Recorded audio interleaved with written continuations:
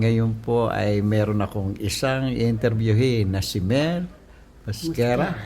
Mosquera. Siya ay 60 years old pero hindi siya mukhang 60. At siya po ang magpapaliwanag kung ano ang ginawa niya sa SB10. Ito po siya. Tungkol po sa SB10, ano po siya, kapag ininom siya, masarap po matulog.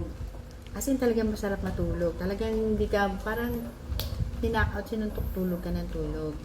Tapos pagka nakainom ka niyan, yung galaw ka ng galaw, tataba ko talaga, galaw ng galaw. Pagka may something makate, pinapahid ko. Ora mismo, tanggal naman yung kati niya, hindi na siya yung magsusugat siya. Tapos may floaters ako sa mata ko eh. Pagtingin ko sa pader, parang may parang may bilog-bilog na itim yung pader. Lalapitan ko, wala naman dumi yung pader. Pala floater siya. Siguro kakainom ko, hindi pa nga everyday yun kasi tinitipid ko pa yun.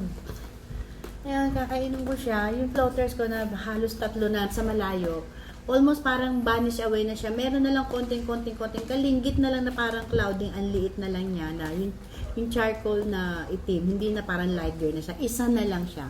Pero hopefully pagka yung masusunod-sunod ko pa siya, talaga siguro lahat tanggal. At tapos nagkaroon pa ako ng warts sa sensitive parts. Sabihin na natin sa singit ko dito, sa yung leg natin, yung singit natin dyan. Talagang malaki siya. Mas malaki sa butil ng mais. Doblehin mo siguro yung butil ng mais, yung halos ganito kalaki sa kuko. Talagang bilog nagtubig. Chinaga ko siya. Papahidan mo siya ng gano'n. Papahidan mo. Siyempre, tiisin mo yung half day kasi gusto mo mawala. Papahid-pahid mo siya, hindi na madadamage yung mga parteng kasama niya. Kahit malagyan yung portion ng skin mo nung SB10 natin na yan, ang aalisin niya lang, gagamutin niya lang talaga yung may problema. So, yung warts na yan, unti-unti hanggang sa notice ko na lang, clear na ulit. Wala na. Ganun. Hanggang totally wala siyang peklat, wala lahat. Kinis ganyan lang. Yun na ang ano ko doon, nagtataka ko. Ginamot niya yung warts, pero yung parts na skin mo, hindi na damage yung portion na andun siya. Ang galing niya. Tapos ginagawa ko po siyang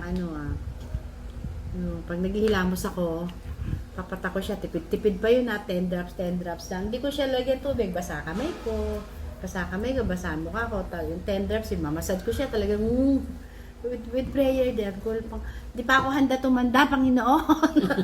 Ayaw po rin, kaya tanggalin ko na. Gan. Tapos pag patutuyuin ko siya. Pag pinatuyo ko na siya, hilamusin ko na siya. Tapos isa pinaka-lotion ko, tapos na.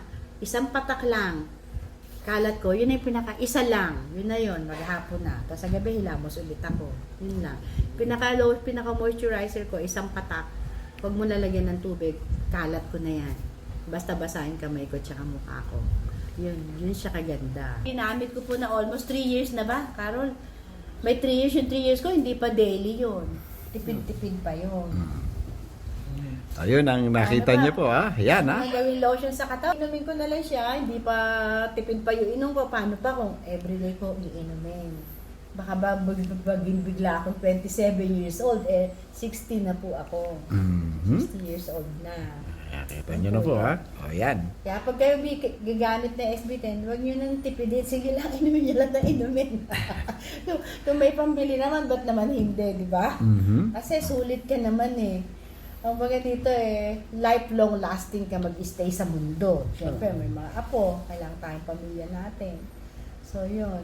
And sabi niya, kahit ano pang kainin mo, kumain ka ng gusto mo, aalagaan ka ni SB10. Pero, sabi niya, kahit pa kainin mo lahat gusto mo dahil may SB10 naman, ano pa rin po, tawag doon, minimize pa din yung pagkain ng masasarap. Talaga alagaan ka ni SB10. Kami nagpapasalamat at nakita niyo naman lahat. Ayan 100% hindi 60 years old. Sa tingin ko dito, ganda ng kutis talaga eh. Kung makikita nalala niyo ng personal, wala siyang mga sa mukha.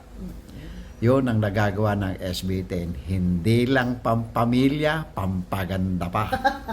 Yun, pampaano siya, pampabata.